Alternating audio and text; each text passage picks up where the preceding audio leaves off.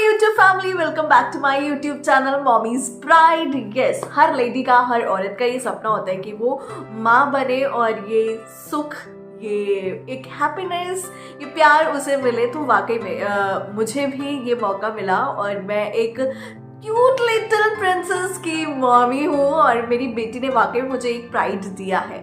Yes, तो फिलहाल कैसे हैं आप सब लोग? आज मेरे इस नए चैनल की हो रही है शुरुआत और आप सबसे बस यही होप है कि आप मुझे बहुत सारा इतना ढेर सारा प्यार देंगे और बहुत सपोर्ट करेंगे, बिकॉज आप ही के सपोर्ट के साथ मैं टिंग टिंग टिंग टिंग यानी आगे बढ़ने वाली हूँ। तो फिलहाल आज हम यह बात करेंगे मेरी IUGR बेबी की, जो कि मेरी डॉटर है। और जब मैं अपनी 7 मंथ प्रेगनेंसी में थी तो मुझे पता चला कि मैं एक IUGR बेबी की मॉम बनने वाली हूँ। यस, एक्चुअली तो मेरी प्रेगनेंसी शुरू से ही कॉम्प्लिकेटेड रही है, बट फिर भी ऐसा नहीं था कि ऐसी कुछ सिम्टम्स दिखे जो IUGR बेबी के हों।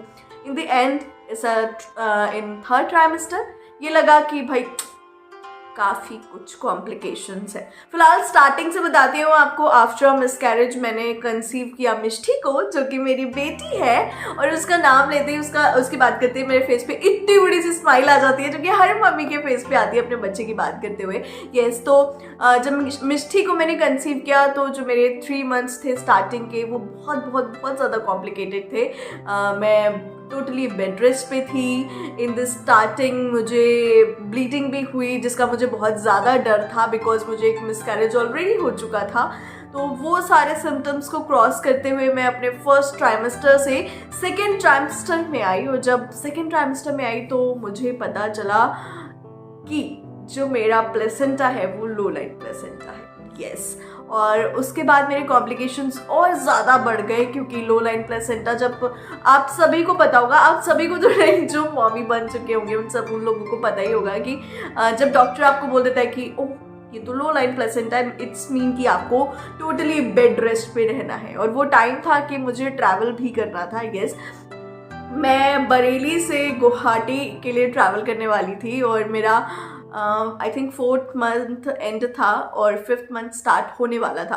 तो घर वालों का तो ऐसा नहीं था कि ट्रैवल करो, इट्स नॉट सेफ, सभी की फैमिली यही ज़्यादा कंसर्न होती है, बट हस्बैंड यहाँ पर थे तो मुझे बट ऑब्वियस है कि आना ही था। तो राम राम राम भगवान का नाम लेते हुए फिलहाल फ्लाइट से तो मैं ट्रैवल नहीं कर सकती थी, डॉक्टर ने क्लियरली मना कर दिया था। हाँ, मैंने ट्रेन से ट्रैवल किया बरेली टू गुवाहाटी राजधानी से, और यहाँ आने के बाद मुझे काफ़ी हद तक मेरी बॉडी में नॉर्मल सिम्टम्स हो गए थे। जब मैंने यहाँ डॉक्टर से कंसल्ट किया तो आफ्टर अ मंथ मेरा जो प्लेसेंटा था वो भी अपनी पोजीशन चेंज कर चुका था। तो मैं बहुत रिलीफ हो चुकी थी कि मैं अब एक नॉर्मल स्टेज पे आ चुकी हूँ। बट जो मेरा हीमोग्लोबिन था वो कम होना स्टार्ट हो चुका था और मैं काफ़ी लो फील करती थी। मेरा बेबी मूवमेंट नहीं करता था, बहुत रेयर मूवमेंट्स होते थे। मैं डॉक्टर के पास जब भी जाती थी यही बोलती थी, डॉक्टर मूवमेंट नहीं है, डॉक्टर मूवमेंट नहीं है। डॉक्टर चेक करता था तो हार्ट बीट ऑलवेज परफेक्ट आती थी, थैंक गॉड। जो भी अल्ट्रासाउंड्स होते थे, जो भी सोनोग्राफीज होती थी, वो सब परफेक्ट होती थी, कहीं कुछ प्रॉब्लम नहीं होती थी। बट मेरी बेबी जो है वो मूवमेंट नहीं करती थी, बहुत ज़्यादा मुझे फील नहीं होती थी। बस बहुत ज़्यादा दिन के टाइम में कभी लगा तो लगा, हाँ इधर से उधर हुई, उधर से इधर हुई, अदरवाइज उथल पुथल जो कहते हैं ना, और वो भाई किक पड़ रही है, बहुत आफत हो रही है, और ऐसा मुझे कुछ भी नहीं लगता था। इतनी शांत बच्ची थी मेरी, इतनी शांत, जो कि मम्मी के टमी में उसने मुझे बिल्कुल भी मतलब उथल पुथल नहीं फील कराई है। उसके बाद अगेन जब मेरा डिलीवरी टाइम आया तो इन द 3rd ट्राइमेस्टर ऐसा हुआ कि डॉक्टर ने बोला कि आपका जो बेबी है उसका पोजीशनिंग परफेक्ट नहीं है। मतलब प्लेसेंटा तो आपका चेंज हो गया है, लेकिन आपका जो बेबी है वो बहुत अपर साइड में है और आपके बेबी की जो ब्रीथिंग है वो अच्छी नहीं है, जिसकी वजह से ये प्री मैच्योर डिलीवरी हो सकती है। अब जब बात हुई कि प्री मैच्योर डिलीवरी हो सकती है तो हर तरफ तहलका मच गया, मायका हो ससुराल हो कि भाई प्री मैच्योर बड़ी दिक्कत की बात है ये। तो फिर ये डिसीजन लिया गया कि चलो वापस बरेली। तो इतना ट्रैवल करके यहाँ आई थी कि यहाँ डिलीवरी होगी, बच्चे को सारा छोटी छोटी नैपीज़ और जितना भी सामान रिक्वायर्ड था वो सब मैं लेके आई थी।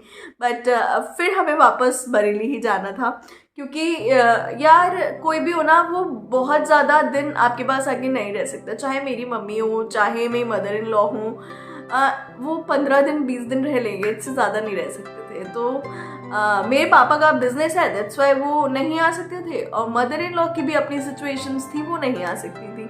तो बस फिर फाइनल डिसीजन यही लिया गया। मेरी मम्मी ने बोला कि तुम भाई यहीं आ जाओ, यहाँ हम आराम से सब मैनेज कर लेंगे। स्ट्रगल मेरे माँ बनने में मेरी मम्मी का भी उतना ही स्ट्रगल है, और वाकई में आज मेरी बेटी जो इस दुनिया में है ना, उसके पीछे मेरी माँ का बहुत बड़ा योगदान है, बहुत बड़ी हेल्प है। क्योंकि अगर वो उतना स्ट्रगल नहीं करती ना, तो शायद मैं आज मतलब इस फेज में नहीं होती इतना, क्योंकि बहुत छोटी छोटी सी चीज़ें होती हैं जो बहुत बड़ी बड़ी प्रॉब्लम्स में कन्वर्ट हो जाती हैं, और जब आपके पेरेंट्स आपके साथ होते हैं तो वो बहुत नॉर्मल सी लगने लगती हैं। यस, तो ऐसे ही मेरे साथ भी हुआ। मेरी मम्मी बरेली से गुवाहाटी आई और रात को वो यहाँ पहुँची। नेक्स्ट डे सुबह 5 बजे वो मुझे यहाँ से लेके वापस बरेली चली गई, बिकॉज उनके पास इतना टाइम नहीं था कि वो यहाँ रुक पाती, रेस्ट कर पाती। तो बस हम बरेली पहुँच गए। वहाँ अगेन हमने डॉक्टर से कंसल्ट किया, जो मेरी डॉक्टर थी। हाँ, उस टाइम मेरा जो हीमोग्लोबिन था वो काफ़ी कम हो चुका था, और साथ में जो मैं बोलते हैं ना कि गेस्टेशनल डायबिटीज़ वो हो चुकी थी। यस, जो कि यहाँ असम में नहीं पता चला, और जिसकी वजह से मुझे दिक्कतें हो रही थी। तो गेस्टेशनल डायबिटीज़ मेरी आई, और फिर डॉक्टर ने बोला कि आपको डेली टेस्टिंग्स करनी है, फास्टिंग भी और आफ्टर लंच भी। तो वो सारी चीज़ें चल रही थी, प्रोसेसिंग्स एंड आयरन चढ़े, एंड साथ में वही मम्मी की अपनी हीमोग्लोबिन के बढ़ाने के लिए चुकंदर, गाजर, टमाटर, ये सारे वाले जूसेस, जिसने वाकई में लिटरली बहुत काम किया। विद इन अ वीक मेरा जो हीमोग्लोबिन था वो 6 से 9 हो चुका था। यस, तो ये मेरे लिए एक बहुत बड़ा चैलेंजिंग पॉइंट था, जहाँ पर डॉक्टर को ऐसा लग रहा था कि नहीं ब्लड रिक्वायर्ड होगा, ऐसा होगा, वो ऐसा होगा। वो कुछ नहीं हुआ, वहाँ नॉर्मल हुआ। बट डॉक्टर ने बोला कि आपको अपना डायबिटीज़ कंट्रोल करना पड़ेगा, अगर नहीं किया तो बेबी के वेट में प्रॉब्लम आ जाएगी, बेबी का वेट बहुत ज़्यादा बढ़ जाएगा, और हमें जल्दी डिलीवरी करनी पड़ेगी, जो कि अच्छा नहीं है। तो फिर बहुत जद्दोजहद के साथ मेरा डायबिटीज़ कंट्रोल रहने लगा, और उसके बाद फिर मेरा बेबी अगेन मूवमेंट नहीं कर रहा था, और वाटर लीकेज मुझे कंटिन्यूसली 7 मंथ से बहुत लिटिल बिट होने लगा था, जिसको मैं समझ नहीं पाई, और मुझे नहीं आइडिया लग रहा था कि वो वाटर लीकेज हो रहा है। फिर जब मेरा सोनोग्राफी हुआ तो पता चला कि मेरा वाटर लेवल बहुत कम हो चुका है। यस, दैट टाइम मेरा वाटर लेवल सिर्फ 4 बचा था, 4, और वो बहुत क्रिटिकल सिचुएशन हो चुकी थी। इतनी ठंड, दिसंबर का टाइम था, और दिसंबर एंड में मेरे पापा सुबह 7 बजे मुझे इंजेक्शन लगवाने लेकर जाते थे, और एग्जैक्ट 12 घंटे के बाद मुझे दूसरा इंजेक्शन लगता था। तो रात को शाम को 7 बजे फिर वो मुझे वो इंजेक्शन लगवाने लेके जाते थे, इतनी ठंड में। तो ये सारा स्ट्रगल फैमिली का भी रहा है मिष्टी के आने के पीछे, जो कि बहुत रियल स्ट्रगल है। एंड हाँ, 4-5 दिन वो इंजेक्शन्स मुझे कंटिन्यू लगे, बट उसके बावजूद कोई चेंज नहीं हुआ। जो मेरा वाटर लेवल था वो सिर्फ 1 पॉइंट इंक्रीज हुआ था, एंड डॉक्टर ने बोला कि अभी हम बस 1 वीक और देखते हैं। तो फिर वो मेरे मेडिकेशंस चेंज हुए, उन्होंने सिरप दिया और सेशे दिए पीने को, जो कि मैं पीती थी, और फिर मेरा वाटर लीकेज जो था वो रुक गया था, बट वाटर लेवल नहीं बढ़ रहा था। तो ये सारा प्रोसेस चलता रहा, बहुत टेंशन भरा माहौल रहा, बहुत सारी चीज़ें अप एंड डाउन रही। एंड एक दिन आया कि मैंने ऐसा लगा मुझे कि अब मतलब मुझे देख के ना, जो आजू बाजू की आंटियाँ होती हैं ना, जो कि आइडिया लगाती हैं कि अब टाइम आ गया है, तो मेरी मम्मा को बोलना स्टार्ट कर दिया था आंटी लोग ने कि अब तुम बैग पैक कर लो, अब इसको ज़्यादा दिन लग नहीं रहा है कि ये एक्स्ट्रा निकलेगा, अब तुम तैयारी कर लो। तो मम्मी को ये था कि जनवरी बहुत एक्सट्रीम ठंड होती है भाई। एक्चुअली मेरी डेट जो थी वो 28 फेब अराउंड थी, बट मेरी मिष्टी 8th मंथ में ही आ गई थी। यस, हर किसी को ये डर था कि भगवान प्लीज़ बच्चा 8वें महीने में ना हो, क्योंकि हमारे में ऐसा बोलते हैं कि 8वें महीने का बच्चा थोड़ा क्रिटिकल होता है, और अदरवाइज अगर वो क्रिटिकल नहीं है तो वो बहुत लकी होता है। और वाकई में मेरी मिष्टी मेरे लिए बहुत लकी है, बहुत ज़्यादा लकी है। वैसे तो हर बेटी अपने मम्मी पापा के लिए बहुत लकी होती है, वैसे ही हमारी मिष्टी भी है।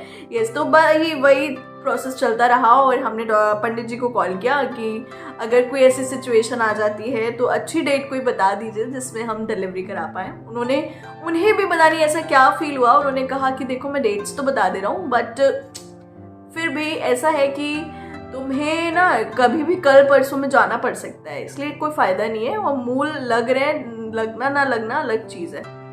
वही हुआ। अगले दिन मैं गई अल्ट्रासाउंड कराने और मेरा वाटर लेवल 2 हो चुका था।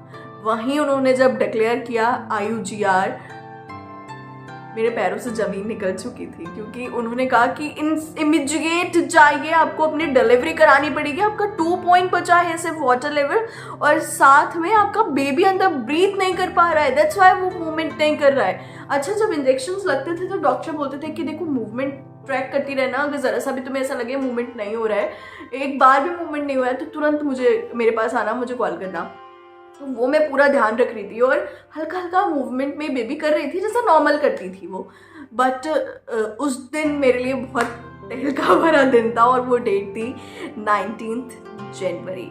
यस, और मुझे सबसे बड़ा उस टाइम ये पेन लग रहा था कि यार फर्स्ट बेबी है, डिलीवर होगा, और मेरे हस्बैंड मेरे वहाँ नहीं होंगे। मतलब मैं चाहती थी कि सब होंगे, लेकिन जब बेबी आए तो उसके पापा भी साथ में हो, और by the grace of God भगवान ने मेरी सुनी।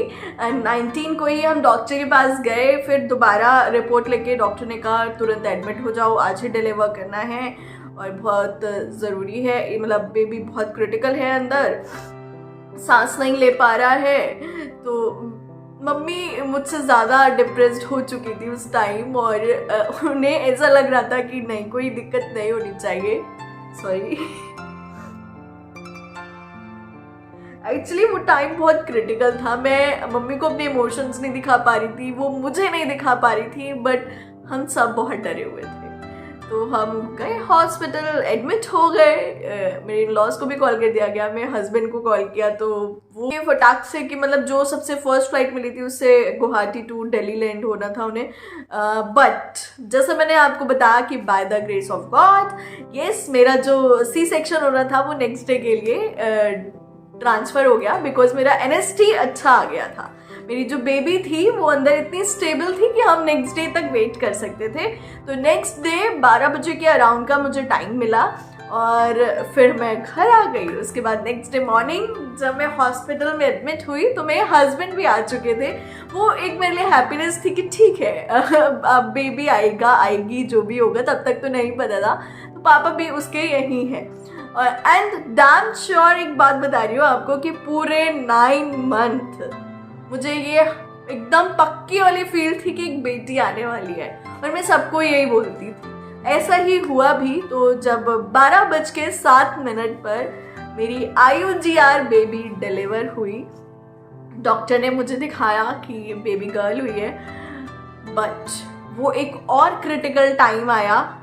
वो ब्रीथ नहीं कर पा रही थी, वो सांस नहीं ले पा रही थी, और इस टाइप से कर रही थी। डॉक्टर ने फटाक से मुझे दिखाया, और दिखाता ही उसको चाइल्ड स्पेशलिस्ट हॉस्पिटल में ट्रांसफ़र किया, विदाउट किसी से कुछ डिस्कस किए, विदाउट कोई भी बात किए, बिकॉज वो टाइम ऐसा नहीं था वो कुछ भी डिस्कस कर पाते हैं। एंड मैं बहुत थैंकफुल हूँ अपने डॉक्टर्स की, जिन्होंने इतना हेल्प किया उस टाइम, इतने अच्छे डिसीजंस लिए कि आज मेरी बेटी एकदम परफेक्ट है। और फिर मेरी बेटी NICU में रही, मशीनरीज के साथ रही, बहुत सारे टेस्ट पैदा होते ही उसकी बहुत सारी निडल्स लगी, टेस्टिंग्स हुई, बट इन 24 आवर्स उसको अच्छे से ब्रीथ होने लगा, नॉर्मल हुई वो। उसके बाद वो डिस्चार्ज होके मेरे पास आई, और 20 जनवरी को मिष्टी हमारी लाइफ में आई। मिली वो मुझे 21 जनवरी को। यस, तो वो दिन मेरे लिए बहुत इंपॉर्टेंट था। एंड हाँ, वन मोर थिंग मैं आपको बताऊं कि ऐसा बोलते हैं कि जो IUGR बेबी होते हैं वो बहुत सेंसिटिव, बहुत क्रिटिकल होते हैं। डेफिनेटली वो बहुत सेंसिटिव होते हैं और यही डर मेरे अंदर भी था। मैं 3 महीने तक अपनी बच्ची को जब वो सोती थी तो ऐसे सांस चेक करती थी उसकी, उसको टच कर करके देखती थी, उसको ऐसे पिंच करके देखती थी कि वो ठीक तो है ना। तो ये सारे फेजेस मैंने भी देखे हैं। एंड बोलते हैं कि मतलब जितना स्टडी किया है मैंने भी कि IUGI बेबी जो होते हैं वो कंपैरेटिवली नॉर्मल बच्चों से थोड़े से छोटे दिखते हैं। और यस, मेरी बेबी के साथ वो है, वो अपनी एज के नॉर्मल बच्चों से थोड़ी सी छोटी दिखती है, लेकिन फुल्ली एक्टिव है, फुली एडवांस है और चपर चपर चपर मम्मी की तरह परफेक्टली कर लेती है। जल्दी आपको उससे भी मिलवाऊंगी गैस। तो ये वीडियो बहुत लंबी हो गई है क्योंकि IUGI स्टोरी ही बहुत लंबी थी। अभी भी मैंने बहुत सारी चीज़ें कट शॉर्ट कर दी हैं। सो फिलहाल ऐसे ही वीडियोस लाती रहूँगी आपके लिए। अपना प्यार ढेर सारा मुझे दीजिएगा और अच्छी अच्छी वीडियोस, इन्फॉर्मेटिव वीडियोस लाती रहूँगी आपके लिए। एंड प्लीज़ चैनल को सब्सक्राइब करना मत भूलिएगा, लाइक शेयर कमेंट ज़रूर कीजिएगा। आप मुझे कमेंट कर सकते हैं कि मैं क्या इन्फॉर्मेटिव वीडियोस लाऊं जो आपके बच्चे के लिए, आपके इस मदरहुड में बहुत हेल्पफुल रहे, बिकॉज मैं खुद कंटिन्यू कर रही हूँ अभी उन चीज़ों को। Bye, take care, love you all.